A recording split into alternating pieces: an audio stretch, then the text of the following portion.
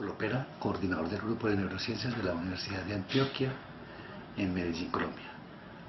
Voy a hablarles sobre los fundamentos biológicos de la logogenia. ¿Por qué estoy yo metido en este tema de la logogenia? Porque considero que el lenguaje es la función cerebral más importante y la más maravillosa que tiene el ser humano. Y hace algún tiempo pude ver cómo una psicóloga logogenista, Eliana Fernández, rehabilitaba a un niño sordo tratando de introducirlo en el maravilloso mundo del lenguaje, utilizando un método que se llama logogenia. Y me pareció que los niños sordos realmente que han estado condenados a no disfrutar de las maravillas del lenguaje lo pudieran hacer a través de este método. De esa manera le propuse a Eliana que trabajáramos conjuntamente para enviar un proyecto a Conciencias y efectivamente estamos terminando ese proyecto hoy en día. Una de las razones fundamentales por las cuales estoy participando con esta charla en el Diplomado de Logogenia es que a mí me parece que es supremamente importante que el logogenista entienda y sepa qué es lo que está haciendo cuando hace una terapia de logogenia. El logogenista no está enseñando a leer y escribir, está inundando el cerebro de información sintáctica. Y esa es la base fundamental. Debe conocer cómo funciona la organización cerebral del lenguaje para entender por qué razón su trabajo fundamental es estimular el aparato del lenguaje y especialmente lo que tiene que ver con el procesamiento sintáctico y no cualquier tipo de estimulación de lectura y escritura, sino una estimulación dirigida específicamente a activar el aparato del lenguaje. Entonces el logogenista debe conocer eso muy bien, debe entenderlo para que pueda ser creativo en todas las formas de estimular ese cerebro. Voy a hablar de los fundamentos biológicos, neurobiológicos de la logogenia, y la primera pregunta es: ¿puede un niño sordo desarrollar competencia lingüística? ¿Puede un simio desarrollar competencia lingüística? La respuesta es la siguiente. Aquí tenemos un simio y un niño de 3 años. La verdad es que el simio no puede desarrollar competencia lingüística y este niño ya tiene una competencia lingüística madura a la edad de 3 años. Y un niño sordo no lo ha hecho porque no ha activado su aparato del lenguaje, pero tiene cerebralmente un aparato del lenguaje intacto en su cerebro. Chomsky, un lingüista muy importante, planteó estas propiedades del lenguaje. Primero, que el lenguaje es específico de los humanos y muy uniforme entre ellos. Los únicos que tienen lenguaje son los humanos. Segundo, que los humanos aprenden el lenguaje sin instrucción, no es necesario enseñar lenguaje, el lenguaje se desarrolla, no se aprende.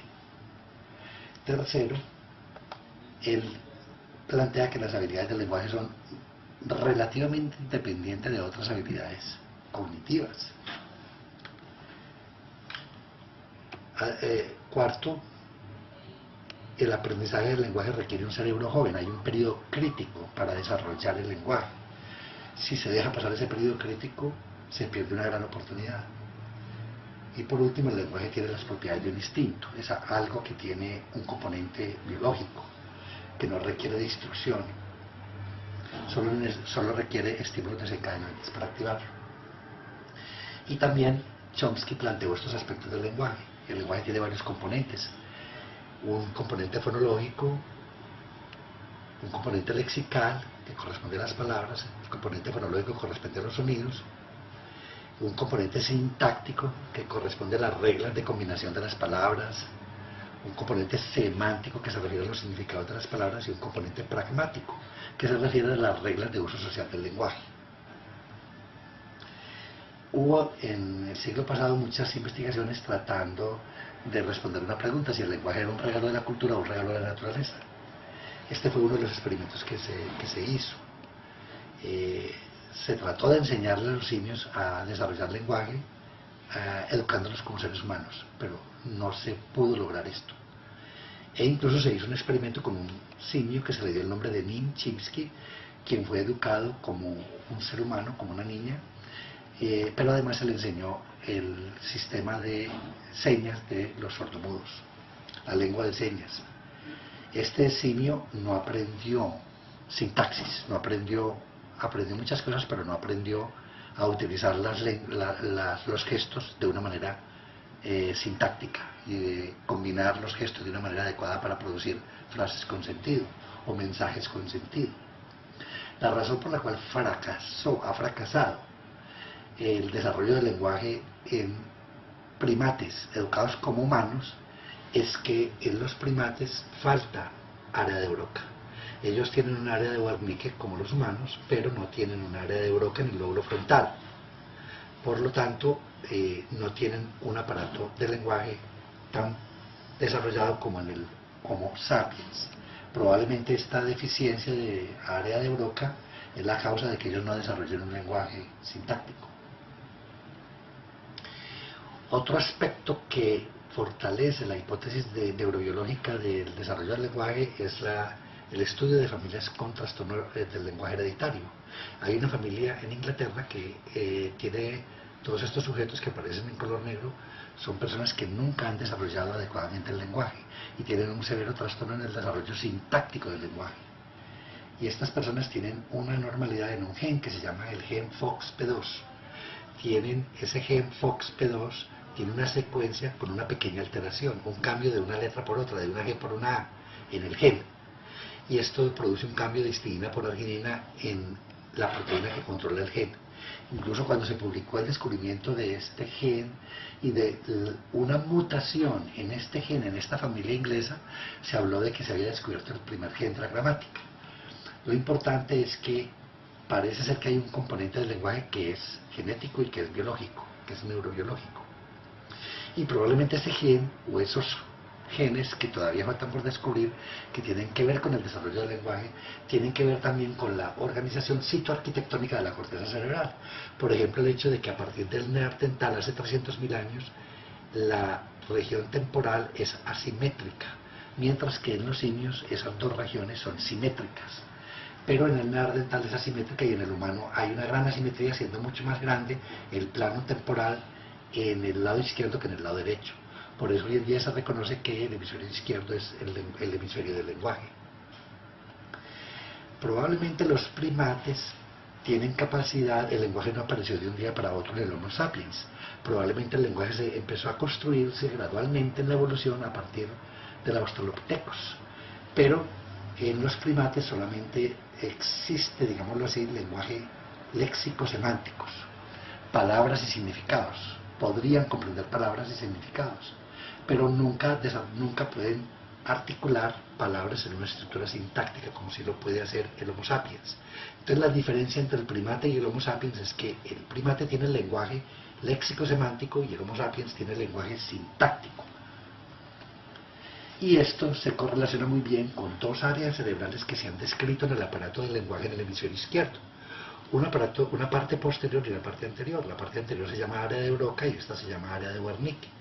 Entonces hay muchas teorías y este aparato del lenguaje se conoce en la literatura con muchos nombres: polo receptivo y polo expresivo del lenguaje, polo posterior y polo anterior del lenguaje, área de decodificación y área de codificación, área que hace el proceso de selección, área que hace el proceso de combinación, eje paradigmático, eje sintagmático, lenguaje léxico-semántico, lenguaje sintáctico.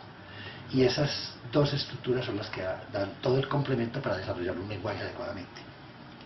Eso solo lo tiene el Homo sapiens. Jacobson, otro lingüista que trabajó con neurólogos tratando de aclarar la organización neurobiológica y cerebral del lenguaje, planteaba que para hablar es necesario hacer dos procesos: seleccionar palabras y combinarlas adecuadamente. Miremos este ejemplo. Esta frase: la historia y la evolución nos han dotado de un cerebro humano. Y esta otra: a cerebro la ha dotado de evolución y una historia no es humano de. En la segunda frase se han seleccionado las mismas palabras que en la primera frase, pero la manera como se han combinado las palabras en la segunda frase no permiten obtener un sentido de esta frase, es una frase sin sentido. De tal manera que el proceso de combinación, la sintaxis como un proceso adecuado de combinación de las palabras, es el último eslabón en la evolución, en la adquisición de los procesos lingüísticos. Y ese es precisamente el foco de atención de la logogenia para hacer que los sordos aprendan el lenguaje sintáctico. Aquí tenemos el aparato del lenguaje. Esta estructura es la estructura fundamental para la realización de la forma verbal de las palabras y las frases, la estructura que tiene que ver con la sintaxis, las estructuras cerebrales que tienen que ver con el acceso lexical a las palabras, y el resto de la corteza tiene que ver con el acceso a los significados. Lo importante en la evolución del lenguaje ha sido la emergencia de la sintaxis, es decir, no es tanto el aumento en el vocabulario de las palabras, sino en el hecho de haber surgido en la evolución una nueva categoría de palabras, los verbos, que combinados con los nombres dan la posibilidad de construir combinaciones de estructuras sintácticas. Los verbos incluso fueron creados a partir de las palabras, a partir de los nombres. Por eso el nivel léxico-semántico fue primero que el nivel sintáctico, pero el surgimiento de la sintaxis le dio un poder enorme al lenguaje en la medida en que ya se podían combinar palabras en estructuras sintácticas que daban posibilidad de ampliar la riqueza lingüística. De hecho, hoy en día se puede demostrar que el cerebro procesa los verbos de una manera diferente a las demás palabras. Aquí tenemos un cerebro inactivo en el cual se hace un PET cerebral y una resonancia magnética funcional, donde se hace primero un examen en reposo, y esta es la imagen que se obtiene del cerebro en reposo. Una imagen del cerebro pensando en verbos. A la persona se le pide que piense en verbos y se obtiene una imagen activa así, de esta manera. Luego se hace un proceso matemático de sustracción del cerebro activo pensando en verbo menos el cerebro en reposo, y podemos obtener la imagen de un cerebro pensando en verbos. ¿Cuál es el área del cerebro que se activa cuando una persona piensa en verbos? Y encontramos que es el área de Broca.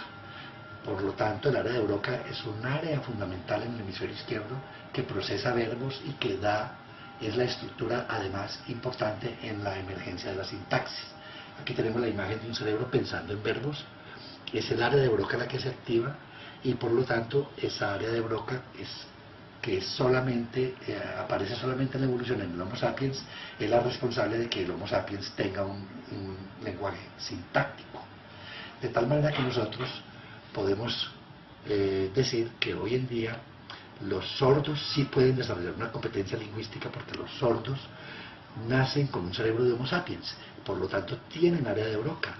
Simplemente el problema que tiene el sordo es que, como tiene una sordera, no puede activar el área del lenguaje a nivel cerebral, no puede activar el aparato del lenguaje a través de la vía auditiva, porque está bloqueada debido a la sordera. Por lo tanto, lo debe hacer a través de la vía visual. Este aparato del lenguaje debe activarse desde la vía visual y no desde la vía auditiva, como es lo normal. Y hoy en día los niños sordos están condenados a desarrollar solamente sintaxis si aprenden lengua de señas, y pueden desarrollar un lenguaje sintáctico muy útil para comunicarse con otras personas que conozcan la lengua de señas. Pero a pesar de que desarrollan una sintaxis de la lengua de señas, están muy limitados para comunicarse con personas oyentes, debido a que los oyentes no manejan la lengua de señas. Por eso hemos pensado mucho en cómo ayudarle al niño a adquirir, al niño sordo, a activar el aparato del lenguaje y activar específicamente la función sintáctica.